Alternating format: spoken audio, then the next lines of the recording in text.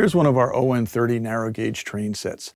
Narrow gauge trains still run today on tourist railroads, but in the last century they were common in mountainous and mining areas. ON30 means that the trains themselves are O scale, which is 1/4 inch to the foot. The small n indicates narrow gauge, and the 30 means that the track scales out at 30 inches. By happy coincidence, that means these trains will run on our HO track. Now your ON30 set will have similar parts to this one: a locomotive, cars, easy track, a terminal rerailer, the wires you need to hook it up, a speed control, and a wall pack. You'll also have a set of instructions and a parts list. Check the parts list before you start to assemble your set. Make sure you have everything you need. If you do, we'll get started.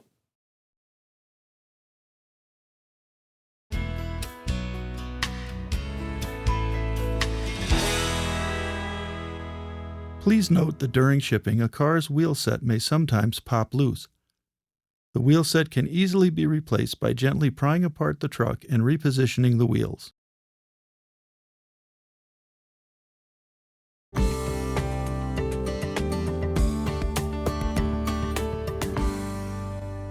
The first thing you need to decide is where to set up your train. Any dry, firm, and flat surface will do, such as a floor, carpet, or tabletop. However, for long-term use, we recommend you set up a tabletop at convenient height. To make sure you have enough working room, it's a good idea to make a rough track layout by loosely placing sections of track in the configuration desired. Please note that the terminal rerailer section will later be connected to the power pack and power supply, so it's best to place it in a location convenient to a wall outlet or power strip. Some Bachmann On30 train sets come with an under-track magnet that will later be used to operate your train's EasyMate knuckle couplers.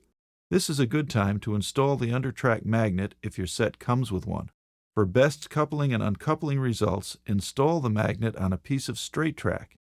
The magnet attaches directly to the underside of Bachmann's EasyTrack with the double-face tape provided. Make sure that the magnet and metal intensifier place are centered under the rails with a metal plate facing out, and then press them firmly into place. For help in locating the under-track magnet's position, an adhesive indicator is provided, and it should be centered adjacent to the magnet and applied to the side of the track. Once you've decided on all track placement, it's time to start assembling the track. This is probably the most important step required for successful operation of your train. Good track connections ensure a smooth operating surface and continuous contact for the track's electrical circuit. When assembling the track, push it together firmly and at the same time make sure the rail and rail joiners are seated properly. The rail joiners should slip over both bottom flanges of the rails, here and here. You must take care that the rail joiners do not slip under the rails without properly connecting. This will result in train derailments and electrical circuit interruptions. With a little practice, the track sections will snap together easily. But take your time. It cannot be overemphasized how important track assembly is for proper operation of your train. After your track is assembled, you need to double-check for joint connection and fit. Do this by lightly running your fingers over the top surface of the rails in both directions. Any problems will be detected by bumps or distortions on the track surface, and these can be corrected by carefully checking the rail joiner fit.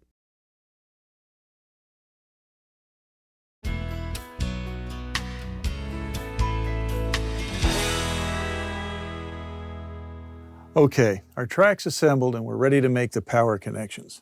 Our power supply and speed control are a true plug-and-play system. No tools are needed. But wait, for safety, leave the power supply unplugged while we review the connections. Power is supplied to the track and the locomotive by the power supply, speed controller, terminal wire, and EasyTrack terminal rerailer. The first step in power connection is to turn the knob on the speed controller to 0. Next, we attach the terminal wire to the speed controller. Simply plug it in the back of the speed controller where it says Output to Track.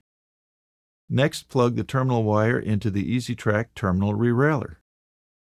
Finally, plug in the connecting wire from the power supply into the back of the speed controller where it's labeled 16 volts AC in. Some Bachmann On30 train sets come with a speed controller that has two push-button connectors labeled Accessories 16 volts AC on the back. These buttons are used to supply AC power to accessories such as track switches. To make a positive and secure connection, simply push in the button and insert one of the bare ends of the connection wire from your accessory through the opening. Now do the same with the other button and the other connecting wire from your accessory. Your speed controller is capable of powering one accessory at a time.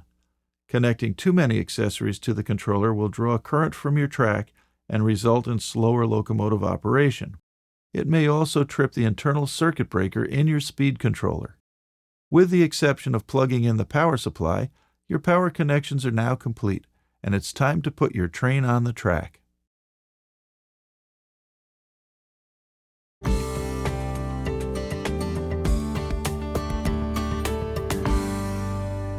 Place the locomotive and tender on the track and run the wheels back and forth over the terminal rerailer track.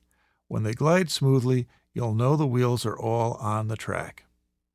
Add the rest of the cars that came with your set by placing them on the track and running them back and forth over the terminal rerailer until they glide smoothly. Then gently push them together. Their operating Easy Mate knuckle couplers will engage automatically, but be sure you are not trying to couple the cars when they are positioned over the under-track magnet. The under-track magnet is used for uncoupling cars and will demonstrate its use a little later on. Now you are ready to go.